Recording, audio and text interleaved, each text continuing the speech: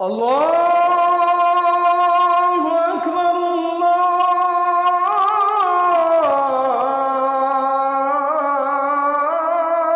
আল্লাহু আকবার।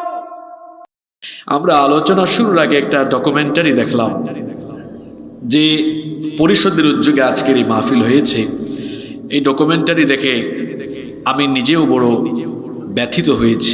আবার এই ডকুমেন্টারি আমাদেরকে একটি বার্তা দিয়েছে। আমি জানি না আপনারা এটা কিভাবে অ্যানালাইসিস করেছেন। এটা গভীরভাবে যদি আপনি উপলব্ধি করেন তাহলে এই 8-10 মিনিটের ডকুমেন্টারির মেসেজ বা বার্তা হলো জালিমদের পতন অনিবার্য হয়ে যায়। দেখেন, এক ডিসির কথা শুনলাম। ডিসি নাকি ওসি?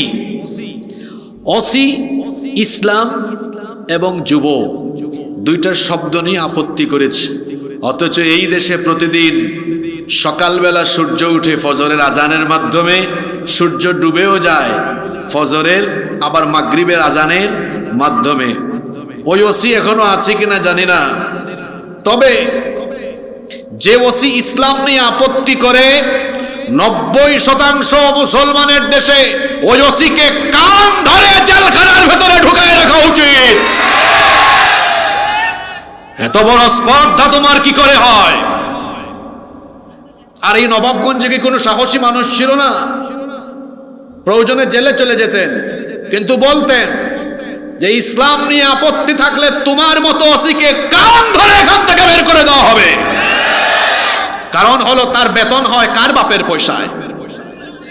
কথা বলেন না কেন? এদেশের 90% মুসলমান, বাকি 10% অমুসলিম আছে, কিন্তু বেশিরভাগ ট্যাক্স দেয় কারা? আপনারা মহিলাদের মতো জবাব দেন কেন গো? বেশিরভাগ ট্যাক্স দেয় কারা? জোরে বলেন কারা? আমাদের ট্যাক্সের পয়সায় বেতন ভাতা ভোগ করে, তারপরে ইসলাম নিয়ে আপত্তি থাকলে এদেশে এমন কেউ যদি থাকে কান ধরে বের করে দেওয়া হবে। ইসলাম এদেশে ছিল, আছে, থাকবে। এদেশে ইসলামওয়ালারা, কোরআনওয়ালারা আছে, থাকবে। এরা পালায় না, হারায় না, বরং কোরআনের বিরুদ্ধে যারা যায় তারা এক সময় পালিয়ে যায়, হারিয়ে যায়। যাই হোক, আমরা এই আতাহার ইসলামী কল্যাণ পরিষদের জন্য সকলে মিলে দোয়া করছি। আল্লাহ যেন যুগ যুগ ধরে কিয়ামত অবধি এই সংগঠনটিকে মানব কল্যাণে এবং দ্বীনের খেদমতে কবুল করে নেন। আমরা সকলে বলি আমিন। সাধারণত মাহফিলে অপ্রাসঙ্গিক কথা বলতে আমি পছন্দ করি না। আমি প্রথম মিনিট থেকেই নির্ধারিত টপিক নিয়ে কথা বলা পছন্দ করি, কিন্তু আজকে এই ডকুমেন্টারি দেখে আমি কিছুটা ব্যথিত হয়েছি। এজন্য এই কথাগুলো বলতে বাধ্য হলাম। আমরা আর কোনো কথা না বাড়িয়ে সরাসরি আল্লাহর কোরআন থেকে কথা শুনবো। এই মাহফিলটা গত মাসে ছিল। আমার ভাইয়েরা অনেক কষ্ট করেছে। একটা প্রোগ্রাম অ্যারেঞ্জ করা অনেক কঠিন, বৃষ্টির কারণে বাস্তবায়ন সম্ভব হলো না। এই মাসে তারা আবার এটি আয়োজন করলেন। লক্ষ লক্ষ টাকা খরচ করে, এত মানুষের শ্রম, ঘাম আর মেহনতের ফলে আয়োজিত হওয়া এই মাহফিলে বসে আমরা কোনো ধরনের অহেতুক কথা বলতে চাই না। সরাসরি আমরা আল্লাহর কালাম থেকে হেদায়েতের নিয়তে কিছু কথা বলবো এবং শুনবো ইনশাআল্লাহ। আল্লাহ তাআলা আমাদেরকে হেদায়েতের নিয়তে বলার এবং শোনার তৌফিক দান করেন। আমরা বলি আমিন। সম্মানিত নবাবগঞ্জবাসী, আমরা আজকে এমন একটি বিষয় নিয়ে কথা বলবো। এই বিষয়টা যদি আমরা প্রত্যেকেই আমাদের ভেতরে ইনস্টল করতে পারি, ডেভেলপ করতে পারি। জেনজি, এই দুইটা ভাষা বুঝছেন না আপনারা? ইনস্টল আর কি ডেভেলপ করা, তাই না? অর্থাৎ এই বিষয়টা যদি আমরা নিজেদের ভেতরে নিয়ে আমরা যদি এই বিষয়টাকে কন্টিনিউ করতে থাকি, তাহলে আমাদের মর্যাদা আল্লাহর কাছে সবার চাইতে বেশি বেড়ে যাবে। এত আস্তে বললেন সুবহানাল্লাহ। আর এই বিষয়টা যদি আমাদের কারো মধ্যে না থাকে, তাহলে এই লোকটার এত অধপতন হবে, এই লোকটা এত খারাপ হবে, খারাপ হতে হতে হতে হতে এই লোকটারে দেখে ইবলিসও শরম পাবে, লজ্জা পাবে। আল্লাহ, কেন যে আপনি আমার শয়তান বানাইলেন? এ তো আমার চেয়ে বড় শয়তান, তার কাছে আমার মুরিদ হওয়া দরকার। তাহলে চিন্তা করে দেখেন তো, কোন সেই গুরুত্বপূর্ণ বিষয় যেটা নিজের ভেতরে থাকলে মর্যাদা চলে যায় সবার, বলেন, সকলের উপরে, আর এটা না থাকলে পরে এত নিচে চলে যায় যে কার চেয়ে খারাপ। আরে মহিলা প্যান্ডেল আছে নাকি? আজকে বাড়িতে গেলে খবর আছে, বলবে এত খাওয়ান খাওয়াই, আমের সিজনে এত আম খাওয়াই, এরপরে গলা দিয়ে আওয়াজ বেরোয় না। আপনাদেরকে তো আগামীকাল 2 বেলা খাবার বন্ধ করে রাখবে। এখানে আওয়াজ হবে এরকম যাতে আকাশ বাতাস ভারী হয়ে যায়। পারবো না আমরা ইনশাল্লাহ? এই বিষয়টা থাকলে মর্যাদা সকলের, আর না থাকলে নিচে নামতে নামতে নামতে নামতে নামতে নামতে কার নিচে? জোরে বলেন, কার নিচে? শয়তানের নিচে। তাহলে কোন সেই বিষয় যেটা থাকলে মর্যাদা সবার উপরে চলে যায়, না থাকলে নিচে নামতে নামতে শয়তানের নিচে নেমে যায়? সেই বিষয়টার নাম হলো তাকওয়া। জোরে বলতে হবে, সেই বিষয়টার নাম কি? একজন মানুষ আল্লাহওয়ালা, পরহেজগার, চরিত্রবান হিসেবে তখনই গড়ে উঠে যখন তার অন্তরে এই বিষয়টা থাকে। জোরে বলতে হবে, বিষয়টার নাম কি? আরো জোরে বলতে হবে, বিষয়টার নাম কি? আমাদের জীবনের জন্য এটা কেন এত গুরুত্বপূর্ণ? দেখুন, আমি এখানে কয়েকটি পয়েন্ট কোরআন সুন্নাহর রেফারেন্স সহ উল্লেখ করি। কেন আমাদের জীবনের জন্য এই কোয়ালিটি দরকার, তাকওয়া নামক এই গুণ কেন আমাদের সকলের মধ্যে থাকা দরকার? তার 1 নাম্বার কারণ হলো, যার অন্তরে তাকওয়া নাই, যার অন্তরে তাকওয়া থাকবে না, এই লোকটা কখনো জান্নাতের গন্ধ পাবে না। তিরমিজি শরীফের মধ্যে হাদিস এসেছে, এই হাদিসের বর্ণনাকারী সাহাবী হচ্ছেন, সবচাইতে বেশি সংখ্যক হাদিস বর্ণনাকারী সাহাবী সাইয়্যিদুল মুহাদ্দিসিন আবু হুরায়রা রাদিয়াল্লাহু আনহু। তিনি বলেছেন, সুইলা রাসূলুল্লাহ, আমরা সকলে বলি সাল্লাল্লাহু আলাইহি ওয়াসাল্লাম, আল্লাহর রাসূলকে একবার প্রশ্ন করা হলো, আল্লাহর নবীকে একবার জিজ্ঞেস করা হলো, মা আকসারু মা ইউদখিলুন নাসাল জান্নাহ।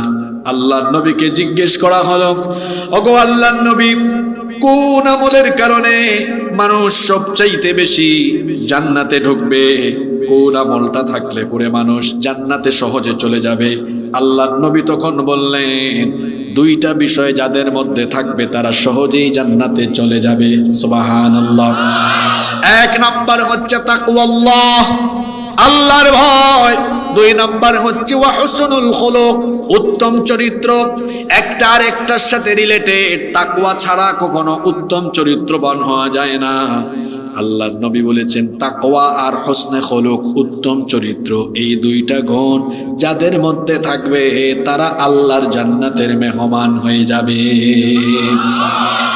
আবার আল্লাহর নবীকে জিজ্ঞেস করা হলো, এবার বলেন তো দেখি, মা আকসারু মা ইউদখিলুন নাসান নার, কোন জিনিসের কারণে মানুষ সবচাইতে বেশি সংখ্যক মানুষ জাহান্নামে যাবে? আল্লাহর নবী এখানেও বললেন, 2টা জিনিসের অপব্যবহারের ফলে সবচাইতে বেশি সংখ্যক মানুষ জাহান্নামে যাবে। জোরে বলেন, কয়টা জিনিস?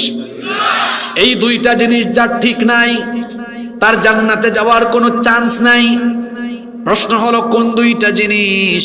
আল্লাহর নবী বললেন, 1 নাম্বারে হচ্ছে আলফাম, জবান। এই জবান যার ঠিক নাই, জবানকে যারা নিয়ন্ত্রণ করতে পারে না, জবান যারা লাগামহীন করে ফেলেছে, জবানের অপব্যবহার যারা করেছে। 2 নাম্বার হলো ওয়াল ফারাজ, লজ্জাস্থান।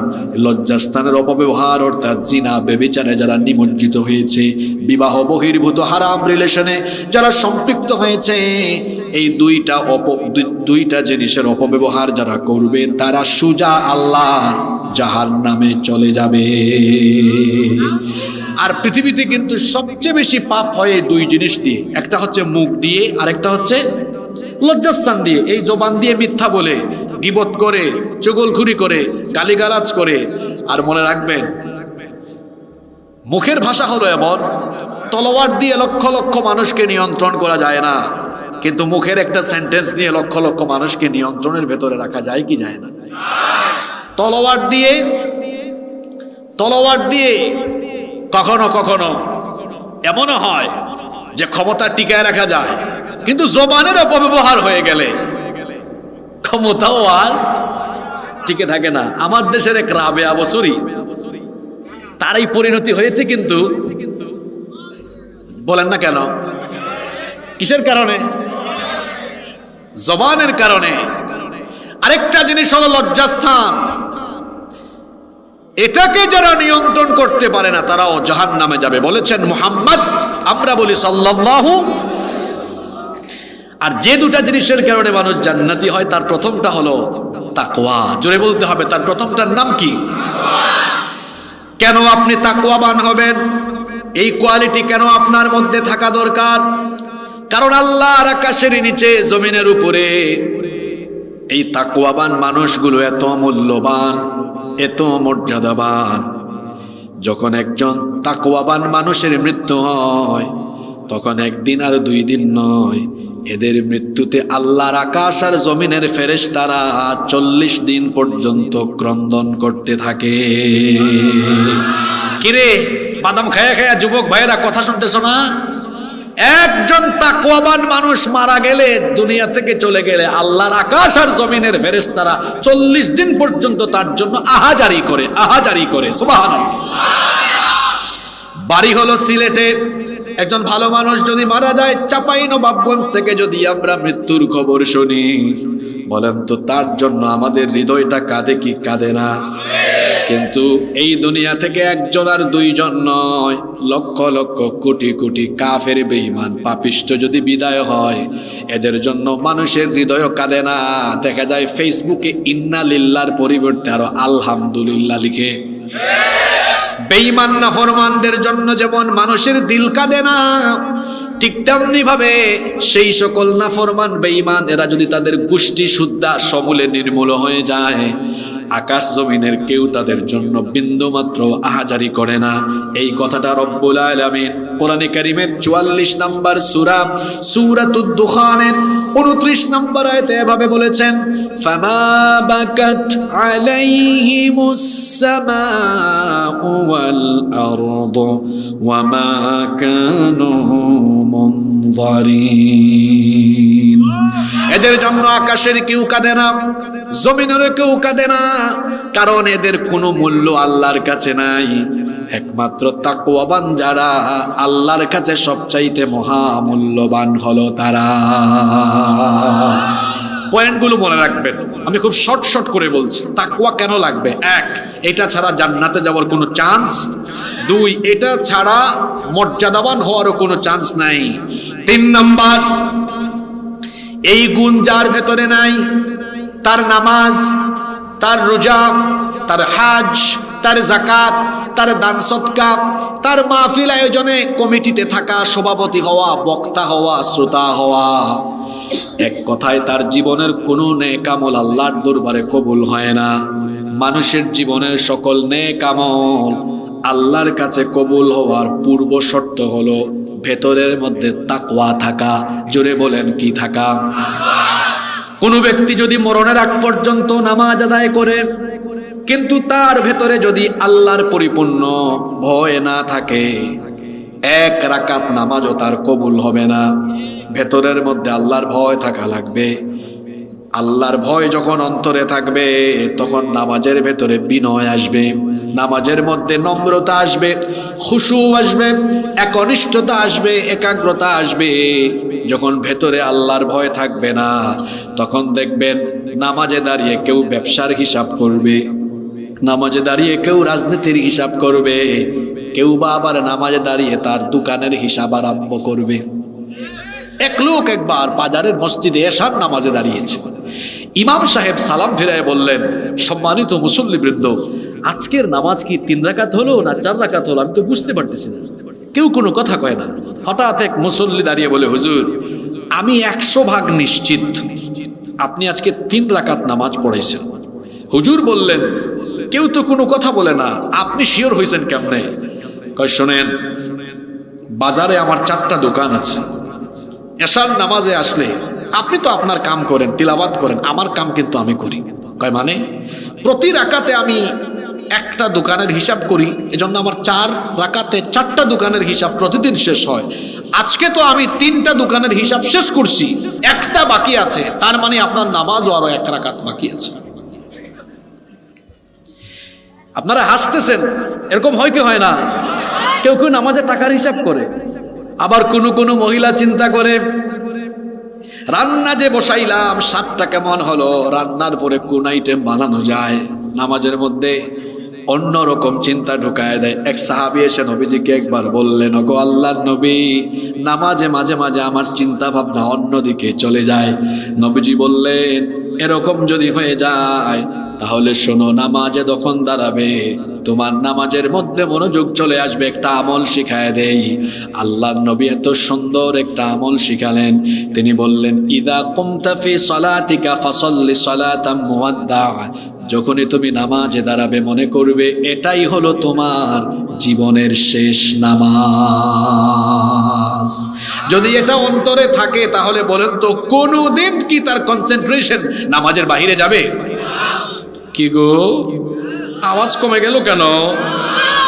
মনোযোগ অন্যদিকে যাবে? কখনোই না।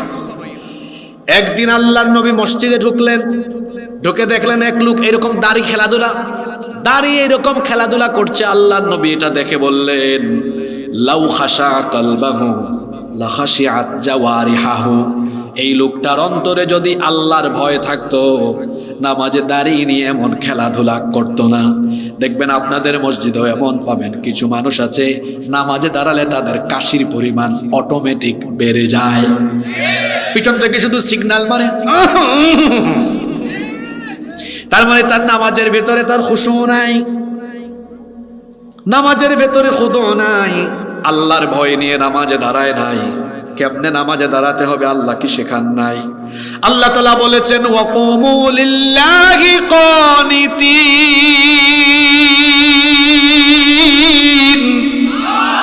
বিনয়ী হয়ে দাঁড়াও, নম্র হয়ে দাঁড়াও, আল্লাহর ভয় নিয়ে দাঁড়াও। তাকওয়া হলো এমন এক গুণের নাম, এটা না থাকলে নামাজও কবুল হয় না। এমনকি রমজান শরীফে যে রোজা রাখি আমরা, এই রোজাও আল্লাহর দরবারে কবুল হয় না যদি অন্তরের মধ্যে আল্লাহর ভয় না থাকে। আল্লাহর নবী বলেছেন, লাইসা সিয়ামু মিনাল আকলি ওয়াশ শুরব। সুবহে সাদেক থেকে নিয়ে শুরু করে ইফতারের আগ পর্যন্ত খাবার আর পানাহার থেকে বিরত থাকার নাম শুধু রোজা নয়। তাহলে রোজা হলো কি? নবীজি বললেন, ইন্নামাস সিয়ামু মিনাল্লাহবি ওয়ার রাফাত। নিশ্চয়ই রোজা হলো যে আল্লাহর ভয়ে আমি সুবহে সাদিক থেকে নিয়ে ইফতার পর্যন্ত খাবার খাই না, পানাহার গ্রহণ করি না, হালাল স্ত্রীর কাছে যাই না। সে আল্লাহর ভয়ে সকল অনর্থক, অহেতুক এবং গুনাহের কাজ থেকে বেঁচে থাকার নাম হলো রোজা। এটা যার অন্তরে নাই, আল্লাহর ভয় যার অন্তরে নাই, তার রোজাও আল্লাহর দরবারে কবুল হয় না, কুরবানিও কবুল হয় না। আমরা যে কুরবানি দিই, কুরবানির সময়ে রক্ত মাংস কোনোটাই তো আল্লাহ দেন না, গোশতটাও আমরা ভাগ করে ফেলি। তাহলে এই কুরবানির মাধ্যমে আল্লাহ আমাদের কি যাচাই করতে চান?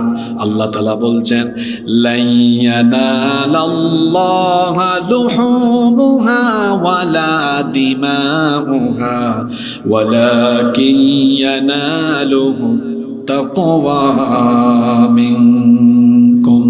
কোরআনে কারীমের 22 নম্বর সূরা সূরাতুল হজের 37 নম্বর আয়াতে আল্লাহ বলেছেন, তোমরা যে কুরবানি করো সেই কুরবানির রক্ত মাংস কোনোটাই আল্লাহর দরবারে পৌঁছায় না, বরং তোমাদের কার অন্তরে কতটুকু আল্লাহর ভয় আছে, কার অন্তরে তাকওয়া কেমন, সেই তাকওয়া যিনি কুরবানির মাধ্যমে জাস্টিফাই করেন, গলার আওয়াজ বড় করে বলেন তিনি কে?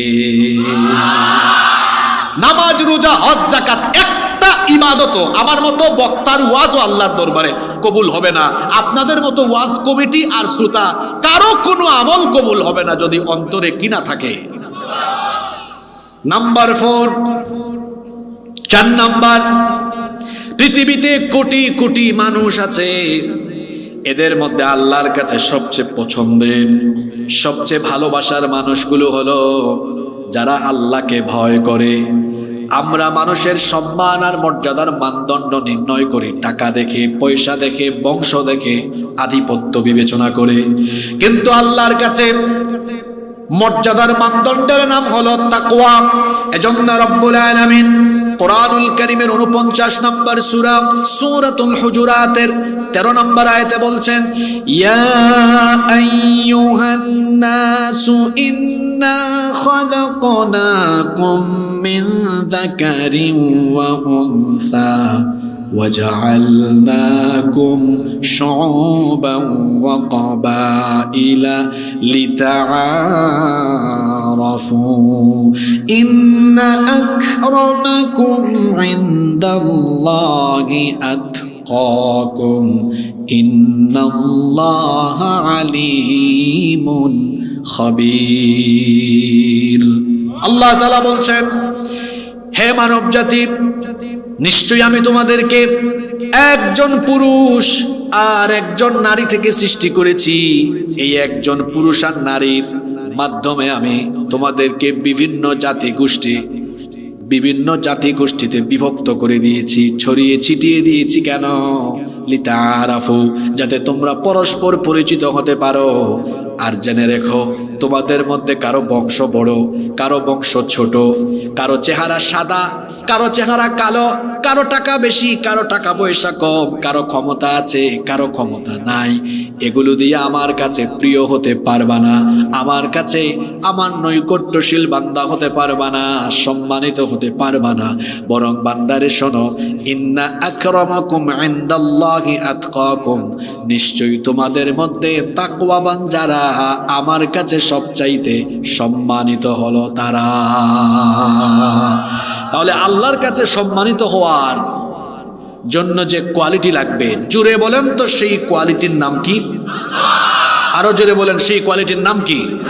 4টা পয়েন্ট বলেছি, মনোযোগ দিয়ে শুনেন। কেন তাকওয়া লাগবে? 1, এটা ছাড়া জান্নাতে যাওয়া তো দূরের কথা, গন্ধ পাওয়া যাবে না। 2, কেন এই তাকওয়া লাগবে? কারণ তাকওয়াবান মানুষেরাই আকাশের নিচে জমিনের উপরে মহামূল্যবান। 3, এটা ছাড়া কোনো ইবাদত আল্লাহর দরবারে কবুল। 4, তাকওয়াই হচ্ছে আল্লাহর কাছে সম্মানিত হওয়ার মানদণ্ড। এই তাকওয়াটা থাকে কোথায়? পোশাকে আশাকে? জোরে বলেন, কোথায়?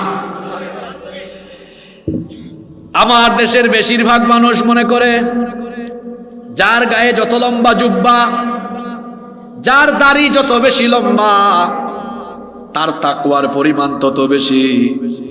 যদি শুধুমাত্র দাড়ি দিয়ে তাকওয়াবান মানুষ যাচাই করা যেত, তাহলে রবীন্দ্রনাথ ঠাকুর সবচেয়ে বড় মুত্তাকি হতো। বেচারার এত বড় দাড়ি আর এত বড় মুখ।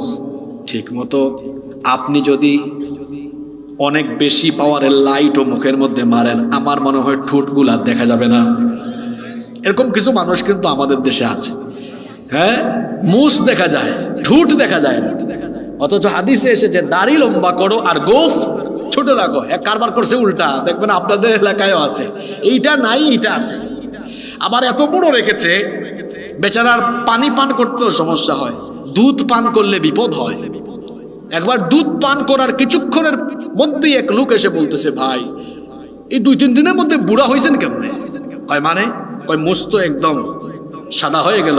কয় তুমি ভুল বুঝছো, তুমি আসার আগে আমি দুধ পান করেছি, একটু সল লেগে গেছে।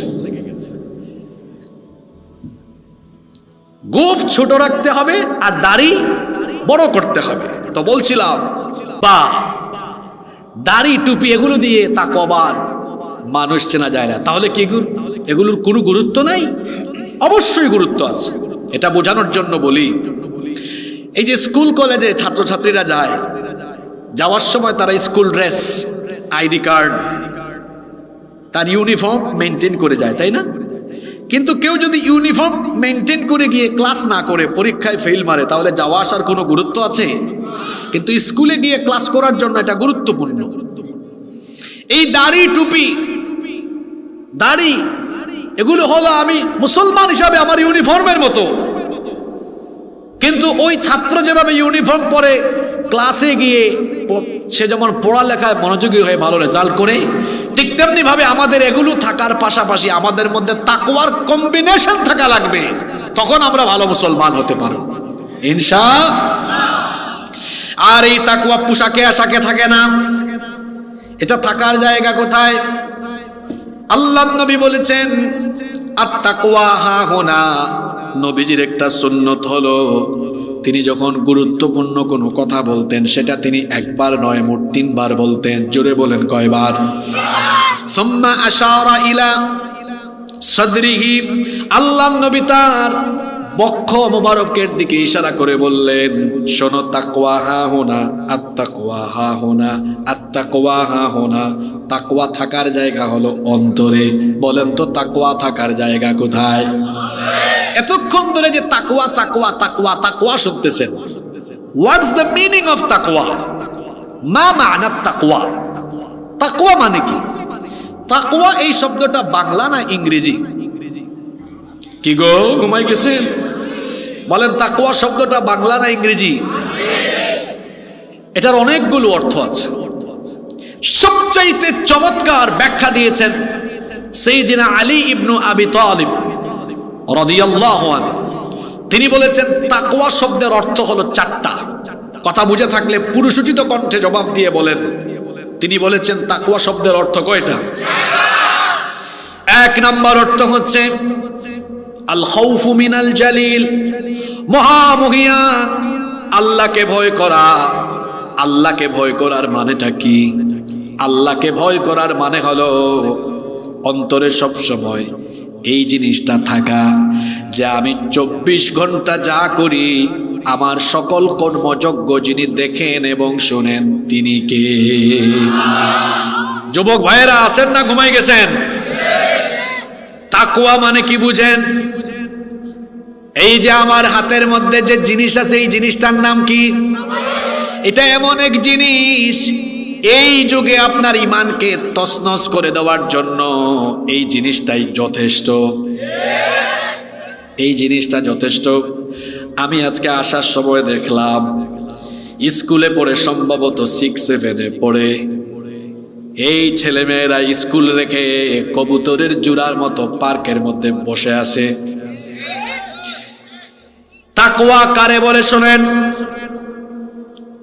এই যে আমার বাবা আমার মা, তাদেরকে আমি বলে আসলাম আব্বু আম্মু স্কুলে যাচ্ছি, তারপরে 2 কিলোমিটার যাওয়ার পরে আমি তো আগেই বলে রাখছি ওই জায়গায় আইসো, 2 জন মিট করে তারপরে চলে গেলাম কোনো গার্ডেনে, কোনো পার্কে, কোনো সুইমিং পুলে। তারা 2 জন মনে মনে খুশি, একজন আরেকজনকে কই দেখছো কারবার, আমরা যে এখানে আসছি আমাদের বাবাও জানে না, মাও জানে না, স্কুলের কোনো স্যারেরাও জানে না। কিন্তু বলেন তো, দুনিয়ার কেউ না জানলেও 2 জনের ফষ্টি নষ্টির খবর যিনি জানেন তিনি কে? এইটা অন্তরে থাকার নাম হলো। এই যে মোবাইল, যুবকেরা এই মোবাইলে এত পরিমাণ এডিক্টেড হয়েছে, আমার তো মনে হয় 24 ঘন্টার মধ্যে তারা কমপক্ষে 14-15 ঘন্টা খালি মোবাইলেই পড়ে থাকে। এত বেশি মোবাইলের পেছনে তাদের সময় ব্যয় হয়। রাতের বেলা বাসা বাড়িতে তো ওয়াইফাই আছে, দরজাটা সুন্দর করে, আপনারা সিটকারি বলেন না অন্য কিছু বলেন, মিল আছে তাই না আমাদের সাথে? এরকম সিটকারি লাগায়, লাগানোর পরে চিন্তা করে এখন তো আর কেউ নাই, গুগল শরীফে ঢুকে, পর্ন সাইটে ঢুকে পর্ন মুভিতে আসক্ত হয়ে গেল। ইউটিউব শরীফে গিয়ে আজে বাজে ভিডিও দেখা আরম্ভ করলো। সে মনে মনে চিন্তা করছে, এই যে আমি ইউটিউব শরীফে, গুগল শরীফে ঢুকে যা দেখতেছি আমার বাপও জানে না, মাও জানে না, কিন্তু আমার ভাই গো, মনে রাখবেন অন্ধকার এই রুমে, একাকী এই রুমে আপনারই কর্মযোগ্য যিনি দেখেন এবং শোনেন তিনি কে? এটার নাম আল্লাহর ভয়। এখন দেখবেন অনেকে মোবাইলের মধ্যে ওই যে স্ক্রিন প্রোটেক্টর আছে না, এখন আরেক জাতের গ্লাস বের হইছে, প্রাইভেসি গ্লাস, তাই না? মানে আমি এখানে মোবাইল চালাবো, আপনি আমার পাশে, কিন্তু আমি কি দেখতেছি আপনি এটা দেখবেন না। এটা আমার চাচারা না বুঝলেও যুবকরা বুঝছে। কিরে যুবকরা কথা বলো, ঠিক আছে না? Privacy glass. মানুষের থেকে প্রাইভেসিতে থাকা যায়, কিন্তু আল্লাহর কাছে কোনো কিছু গোপন আছে? কারণ আমার আল্লাহর পরিচয় হলো ইন্নাল্লাহা কানা সামিআম বাসীরা। নিশ্চয়ই তিনি সবকিছু শুনেন, সবকিছু দেখেন। আপনি নবাবগঞ্জে বসে রাজশাহীতে কি হচ্ছে মিডিয়া ছাড়া শুনতে পারবেন না, জানতে পারবেন না।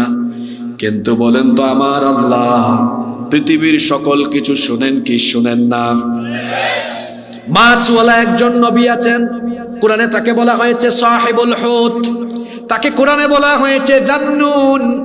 মাছওয়ালা নবী, যাকে মাছ গিলে ফেলেছিল। বলেন তো দেখি সেই নবীর নাম কি? ইউনুস আলাইহিস সালামকে যখন সমুদ্রের মধ্যে ফেলে দেওয়া হয়েছিল, ত্রিবিধি অন্ধকারে তিনি পড়ে গিয়েছিলেন।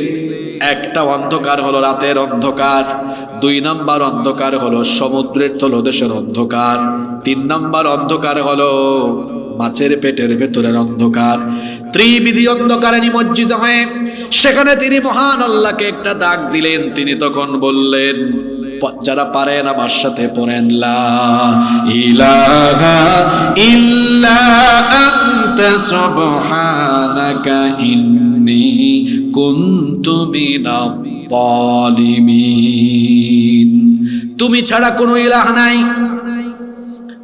আমি আমার নিজের উপরে জুলুম করে ফেলেছি। তিনি যেন আল্লাহকে এই কথা বলতে চাইলেন, আল্লাহ আমাকে উদ্ধার করো।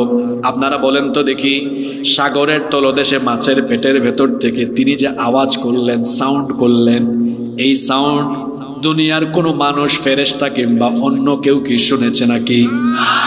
কেউ শুনে নাই। কিন্তু আমার আল্লাহ শুনেছেন কিনা? এত আস্তে বললেন, শুনছেন কিনা? শুধু তিনি শুনেন নাই, সঙ্গে সঙ্গে জবাবও দিয়ে দিয়েছেন। ফাস্তাজাবনা লাহু ওয়া নাজ্জাইনাহু মিনাল গাম্মি ওয়া কাযালিকা নুনজিল মুমিনিন। আল্লাহ বললেন, আমি আমার ইউনুসের জবাব দিয়ে দিলাম, তাকে তার বিপদ থেকে বাঁচিয়ে দিলাম। ওয়া কাযালিকা, এইভাবে করে যদি মুমিনরাও বিপদে পড়ে আমাকে ডাকে, নুনজিল মুমিনিন, মুমিনদেরকেও বিপদ থেকে যিনি বাঁচিয়ে দিবেন তিনি কে? বলছিলাম কেমনে গুনাহ করেন। আল্লাহকে ভয় করার অর্থ হলো যে সাউন্ড পৃথিবীর কেউ শুনে না সেটাও শোনেন কে? যুবক ভাইয়েরা শোনেন, এই যে ফ্যান চালায়া তারপরে গার্লফ্রেন্ডদের সাথে ফিস ফিস ফিস ফিস করে কথা বলো, কেউ এই ফিস ফিসানের শব্দ শোনে না, কিন্তু যিনি সব শুনতেছেন তিনি কে? আল্লাহকে ভয় করার মানে হলো এই বিষয়টা আপনার মধ্যে রাখা যে আমার সবকিছু আল্লাহ শুনেন। শুধু শুনেন না, সবকিছু তিনি দেখেন কি দেখেন না? সব তিনি দেখেন, সব তিনি জানেন। আমার আল্লাহর ক্ষমতাটা হলো এমন, আল্লাহ বলছেন ওয়া ইনদাহু মাফাতিহুল গায়বি লা ইয়ালামুহা ইল্লা হু ওয়া ইয়ালামু মা ফিল বাররি ওয়াল বাহরি ওয়া মা তাসকুতু মিন ওয়ারাকাতিন ইল্লা ইয়ালামুহা।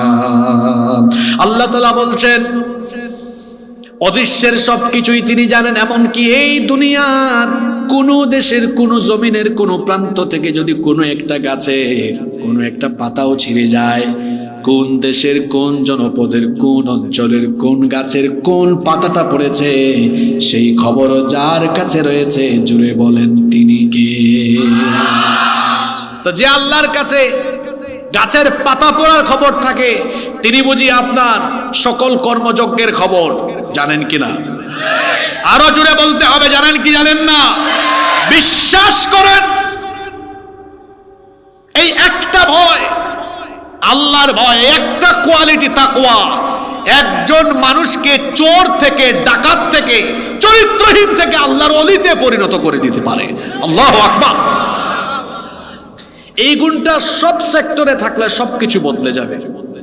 কোন ব্যক্তির মধ্যে থাকলে, কোন ব্যক্তির মধ্যে এটা থাকলে সেই ব্যক্তি আল্লাহর ওলিতে পরিণত হয়ে যাবে। এটা যদি কোনো সমাজের শাসকদের মধ্যে থাকে, আল্লাহর কসম ওই সমাজ, ওই দেশ, ওই রাষ্ট্র উন্নতির উচ্চ শিখরে চলে যাবে। কখন মানুষ দুর্নীতিগ্রস্ত হয়, কখন মানুষ সুদ খায়, কখন মানুষ ঘুষ খায়, যখন তার অন্তর থেকে আল্লাহর ভয় চলে যায় তখনই সে দুর্নীতি করে। যখন তার অন্তর থেকে আখিরাতের জবাবদিহিতার ভয় চলে যায় তখনই সে চুরি আরম্ভ করে, ডাকাতি আরম্ভ করে, দুর্নীতি আরম্ভ করে। আর যতক্ষণ তার দেখে তার অন্তরের মধ্যে আল্লাহর ভয় থাকে ততক্ষণ পর্যন্ত এই লোকটা ভালো পথে চলতে থাকে। শয়তান তারে কখনো বিপথে নিয়ে যেতে পারে না। আমার এই সোনার বাংলাদেশ, এই দেশে সম্পদের কোনো অভাব নাই, শুধু একটা জিনিসের অভাব, সেটা হলো তাকওয়াবান, চরিত্রবান ভালো মানুষের অভাব। ঠিক না বেটি? ভালো মানুষের অভাব। একটা গাড়িতে 20-30 জন প্যাসেঞ্জার উঠেছে, সবাই মাতাল হয়ে গিয়েছে, কিন্তু ড্রাইভার মাতাল না, তার তাল আছে। এই যে কিছু মানুষ উঠছে না, এদের মতো যারা আছে 30 সেকেন্ড সময় দিলাম, উঠে এখান থেকে বের হয়ে যাবে, গেট আউট ফ্রম হিয়ার। আমি কি এখানে পুঁথি পড়া শোনাচ্ছি? জোরে বলেন। আর যারা সত্যি সত্যি পুরো আলোচনা থেকে একটা বার্তা নিয়ে যেতে এসেছেন তারা বসেন। মনে রাখবেন, কোয়ান্টিটি গুরুত্বপূর্ণ নয়, কোয়ালিটি গুরুত্বপূর্ণ। যদি ইসলাম কোনোদিনও কোয়ান্টিটি দিয়ে বিজয়ী হয় নাই। দেখেন না আপনি, ইসলামের প্রথম যুদ্ধটাই ছিল কোয়ান্টিটির উপরে কোয়ালিটির বিজয়, কোয়ান্টিটির উপরে কোয়ালিটির বিজয়। কাফিররা ছিল 1000, কোয়ান্টিটিতে বেশি, আর মুসলমান ছিল 313, ইমানি কোয়ালিটিতে পরিপূর্ণ ছিল। এই জন্য 1000 কাফিরের উপরে আল্লাহ তাআলা ইমানি কোয়ালিটিতে উত্তীর্ণ 313 জনকে বিজয় দিয়ে দিয়েছেন। আমার এত মানুষ লাগে না, আমার জুইতের কয়েকজন হইলেই চলে, কিন্তু ও জুইতা এইরকম কোন শ্রোতার আমার দরকার নেই। কারণ একটা আলোচনার বার্তা পাওয়া যায় আলোচনার শেষে, ঠিক না বেঠিক? এরকম টাইপসের যারা আছে উঠে এখনই চলে যান, দূর হয়ে যান আমার সামনে থেকে। আর যারা আরো 25-26 মিনিট, আমি টাইমও বলে দিলাম, ধৈর্য ধরে থাকতে পারবেন, আপনারা বসেন, আপনারা অনেক গুরুত্বপূর্ণ তথ্য পাবেন। মাত্র আপনাদেরকে লাইনে তুলছি। বলছিলাম একটা গাড়ির কথা, মনে আছে আপনাদের? একটা গাড়িতে কয়েকজন প্যাসেঞ্জার আছে, সবাই মাতাল হয়ে গিয়েছে, কিন্তু ড্রাইভার মাতাল হয় নাই। এই গাড়িটা রাস্তায় থাকার সম্ভাবনা আছে, কিন্তু একটা গাড়িতে যদি সব প্যাসেঞ্জার তালে থাকে, ড্রাইভার মাতাল হয়ে যায়, ওই গাড়ি আর রাস্তায় থাকবে না। তার মানে গাড়িকে সঠিকভাবে পরিচালনার জন্য যোগ্য ড্রাইভার যেমন দরকার, একটা জাতিকে যারা নেতৃত্ব দেয়, সেই নেতৃত্বের আসরে যারা থাকবে তারা যদি চোর ডাকাত বাটপার হয়, একটা গাড়ির ড্রাইভার মাতাল হলে যেমন গাড়ি রাস্তা থেকে খাদে পড়ে, ঠিক তেমনি তাকওয়াবান পরহেজগার লোকেরা জাতির নেতৃত্বে না থাকলে তারাও ধ্বংসের অতল গহ্বরে নিপতিত হয়ে যায়। আমার দেশে দাঁড়ান, আপনারা একসাথে লাইনে তুলে দেই, একবারে মারি দিয়েন পড়ে। আমার দেশে যে জিনিসটার সবচেয়ে বেশি অভাব সেটা হলো তাকওয়াবান শাসকের অভাব। কি নাই এই দেশে বলেন তো? সম্পদের অভাব আছে। আমার বাড়ি সিলেটে, সেখানে আছে পাথরের মতো বিরাট খনিজ সম্পদ, আছে গ্যাস, কয়লা, চায়ের সম্পদ তো আছে। চা খাইনি আপনারা? না খাইন না? ভুল করছি, আমি কিছু চা পাতা লইয়া ইতাম আসলাম। লইয়া আইতাম কেলা, মানে কিভাবে নিয়ে আসবো? আপনারা তো আমাকে আম পাঠান নাই আগে, গিভ এন্ড টেক হইতো। প্রথমে আমি আম নিতাম, পরে আপনাদেরকে চা পাতা দিতাম। আচ্ছা যাই হোক, যেটা বলছিলাম, কত গেল সিলেটের কথা। এই রাজশাহীতে আসলে, চাপাইয়ে আসলে, আরে বাপরে বাপ, আমার আম। আর এদেশের মাটি তো এত উর্বর, আপনি যেটা ফেলবেন সেটা হয়ে যায়। উত্তরবঙ্গে গেলে দেখবেন আলু, ওই যে নওগাঁর দিকে গেলে দেখবেন আলু, শাক সবজি, কোনো কিছুর অভাব নাই। চট্টগ্রামে গেলে দেখবেন সাগরের মাছ আছে, মহেশখালীর পান, চিংড়ির সম্পদ আছে। এদেশে গার্মেন্ট শিল্প এগিয়ে আছে, এদেশে সকল সম্ভাবনা আছে। শুধু এই দেশে একটা জিনিসের অভাব, সেটা হচ্ছে ওই যে এক গাড়ির ড্রাইভার, সে যেমন মাতাল হয়ে গিয়েছিল বলে তার গাড়ি রাস্তা থেকে একদম নদীতে খালে বিলে ফেলে দিয়েছে, ঠিক তেমনি ভাবে আমরা স্বাধীনতা লাভ করার পরেও 54 বছর পর্যন্ত আমরা এই জাতির জন্য চরিত্রবান নেতা ঠিক করতে পারিনি, যার কারণে আমরা সমৃদ্ধির জায়গায় পৌঁছাতে পারিনি। অথচ আল্লাহর নবী এবং সাহাবীরা একটা সমাজকে বদলে দিয়েছেন কিভাবে। এমন এক সমাজ যারা মদ আর নারী ছাড়া কিচ্ছু বুঝতো না, যারা নারীদেরকে রাস্তায় পেলে কি করত, বাজারে যেভাবে সবজি আর মাছ কেনা বেচা হয়, বিবাহ শাদী ছাড়া নারীদেরকে ভোগ করত। নাউজুবিল্লাহি মিন যালিক। যারা মদ আর নারী নিয়ে পড়ে থাকতো, লুটপাট রাহাজানি, যেগুলো ছিল তাদের নিত্য নৈমিত্তিক অভ্যাস, আল্লাহর নবী এই মানুষগুলোকে দ্বীনের সুশীতল ছায়াতলে এনে প্রত্যেকের ভেতরে তাকওয়ার অ্যাপস, তাকওয়ার ওইটা ইনস্টল করায় দিছেন। পরে দেখা গেল যে ছিল ধর্ষণকারী সে হয়ে গেল নারীদের ইজ্জত পাহারাদার, যে ছিল লুটপাটকারী সে হয়ে গেল মানুষের সম্পদের পাহারাদার। বিশ্বাস করেন, কোন মানুষকে জেলে নিয়ে পিটাইয়া ভালো বানাতে পারবেন না। আমার দেশে উল্টা দেখা যায়, কেউ জেলে গেলে আরো তার অপরাধের প্রমোশন হয়, চোর হয়ে ঢুকলে বের হলে ডাকাত হয়। আপনি জেলে নিয়ে, রিমান্ডে নিয়ে নির্যাতন করে অসৎকে সৎ বানাতে পারবেন না, কিন্তু ভেতরে টাকুয়া ঢুকাই দিলে শয়তান শয়তানি করলো আল্লাহর অলিতে পরিণত হয়ে যাবে। সুবহানাল্লাহ পড়বেন না? আর এই গুণের মানুষগুলো যখন রাষ্ট্র পরিচালনা আরম্ভ করে, পরিস্থিতি কি করে বদলে যায়। 2-3টা ঘটনা আমার মনে পড়ছে, আমি কি ঘটনাটা বলবো? তাকওয়াবান শাসকদের শাসনের নমুনা কেমন হয়? ওমরে ফারুক রাদিয়াল্লাহু আনহু, যিনি কিনা অর্ধ দুনিয়া শাসন করেছেন, অর্ধ পৃথিবীর তিনি প্রেসিডেন্ট ছিলেন। আল্লাহু আকবার। রাতের বেলা তিনি ঘুমাতেন না, না ঘুমিয়ে তিনি জনগণের খোঁজখবর নেওয়ার জন্য বেরিয়ে যেতেন, কোথায় কারা কি করছে সেটা তিনি দেখতেন। একদিন রাতের বেলা লক্ষ্য করলেন একটা তাঁবুর পাশে একজন মহিলা চুলার মধ্যে কি জানি পাতিলের মধ্যে নাড়াচাড়া করে, আর তার পাশেই তার বাচ্চারা কান্না করে। তিনি কাছে গিয়ে জিজ্ঞেস করলেন, কি ব্যাপারে মা, তোমার বাচ্চারা কাঁদে কেন? তিনি বললেন, আমার বাচ্চারা বড় ক্ষুধার্ত, এরা কয়েকদিন ধরে খাবার খায় না, এজন্য কান্না করছে। ওমরে ফারুক রাদিয়াল্লাহু আনহু বললেন, তো পাতিলের মধ্যে কি রান্না করো, তাড়াতাড়ি খাওয়াও না কেন, তাড়াতাড়ি খাইয়ে বাচ্চাগুলোর কান্না কেন বন্ধ করো না? মহিলা তখন বলল, কি করে খাওয়াবো, পাতিলে তো কোনো খাবার নাই। তিনি বললেন, তাহলে চুলার মধ্যে কি তুমি গরম করো, কি রান্না করো? মহিলা বলল, এই পাতিলের মধ্যে পানি ঢেলে দিয়েছি, পানির মধ্যে পাথর দিয়েছি, নিচে থেকে আগুন জ্বলছে, পাথর নাড়াচাড়া করছে, আমার বাচ্চারা যেন বুঝে কিছু রান্না হচ্ছে। সান্ত্বনা দিয়ে দিয়ে ঘুম পাড়ানোর চেষ্টা করছি, চিন্তা করছি বাচ্চারা হয়তো কাঁদতে কাঁদতে একেবারে ক্লান্ত হয়ে ঘুমায় যাবে। এই কথা শুনে ওমরে ফারুক রাদিয়াল্লাহু আনহু বললেন, আপনার যেই কঠিন অবস্থা, আপনি কি খলিফার দরবারে যান নাই? এই বিষয়টি সম্পর্কে তাকে কি আপনি অবহিত করেন নাই? মহিলা তখন বললেন, চেষ্টা করেছিলাম, ভিড়ের কারণে যেতে পারিনি। আমার বাচ্চাগুলো কয়েকদিন না খেয়ে আছে, বড় ক্ষুধার্ত, তারা কান্না করছে, তাদের আহাজারিতে আমার কলিজাটা ছটফট ছটফট করছে। কথাটা শোনা মাত্রই ওমর ফারুক রাদিয়াল্লাহু আনহু তিনি কেঁদে ফেললেন। মহিলা বললেন, আপনি কাঁদেন কেন? তিনি বললেন, আচ্ছা আপনি দাঁড়ান, দেখি আপনার জন্য আমি কিছু করতে পারি নাকি। তাড়াতাড়ি করে দৌড়ায় তিনি বাইতুল মালে গেলেন।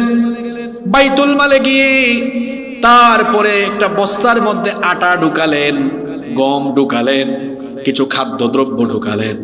এরপরে নিজেই সেই বস্তাটা কাঁধে বা মাথায় তিনি তুলে নিতে লাগলেন।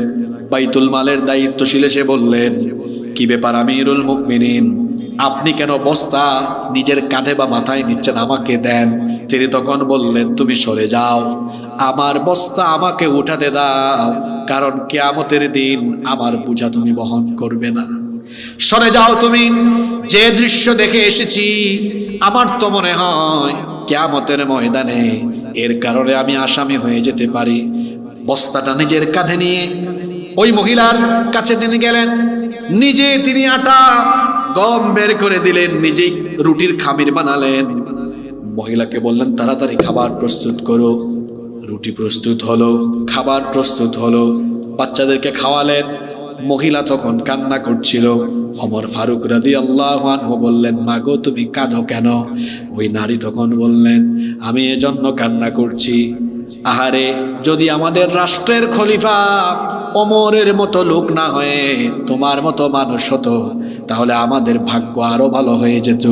ওমর রাদিয়াল্লাহু আনহু একটু মুচকি হাসলেন, হেসে বললেন, ঠিক আছে, আগামীকাল তুমি খলিফার দরবারে যেও, দেখবো আমি তোমার জন্য আরো কিছু করতে পারি কিনা।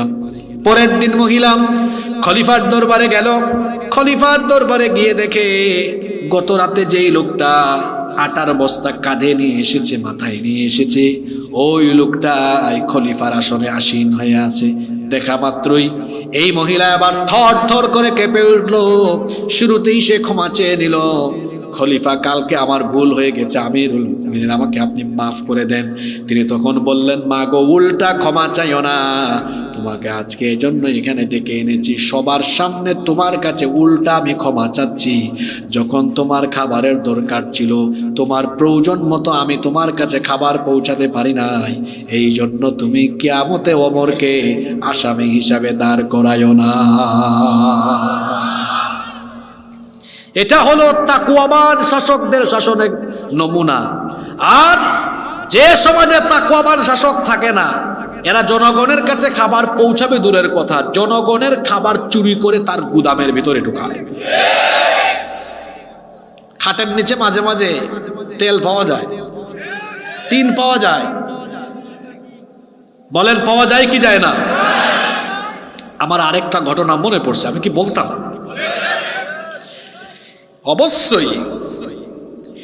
এই যে এখানে অনেকগুলো ইলেকট্রিক্যাল লাইট, সেই যুগে তো বিদ্যুৎ ছিল না, ইলেকট্রিসিটি ছিল না, মোমবাতির আলো জ্বালিয়ে তারা অফিসিয়াল কাজ করতেন। ওমর ফারুক রাদিয়াল্লাহু আনহু মোমবাতির আলো জ্বালিয়ে একদিন কাজ করছেন।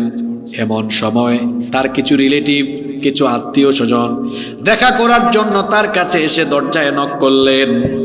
বললেন, আমরা কি ভিতরে আসবো নাকি? তিনি বললেন, না, একটু দরজায় দাঁড়িয়ে থাকো। এদেরকে দরজায় দাঁড় করিয়ে রেখে তার স্বপ্নে থাকা মোমবাতির আগুন তিনি ফু দিয়ে নিভিয়ে দিলেন। তারপরে নতুন আর একটা মোমবাতিতে আগুন ধরালেন। এরপরে বললেন, এবার তোমরা ভেতরে আসতে পারো। এরা ভেতরে ঢুকেই বলল, আমিরুল মুমিনিন আপনার সামনেই তো মোমবাতিতে আগুন ধরানো ছিল, নিভিয়ে কেন নতুন করে আরেকটা মোমবাতিতে আগুন ধরালেন? তিনি তখন বললেন, তোমরা আসার আগ পর্যন্ত রাষ্ট্রের টাকায়, জনগণের টাকায় কেনা মোমবাতির আলো জ্বালিয়ে আমি রাষ্ট্রের কল্যাণে অফিসিয়াল কাজ করছিলাম। তোমরা এসেছো আমার সাথে দেখা করতে, তোমরা আমার আত্মীয় স্বজন, সম্ভবত আমার সাথে ব্যক্তিগত কথা বলবে।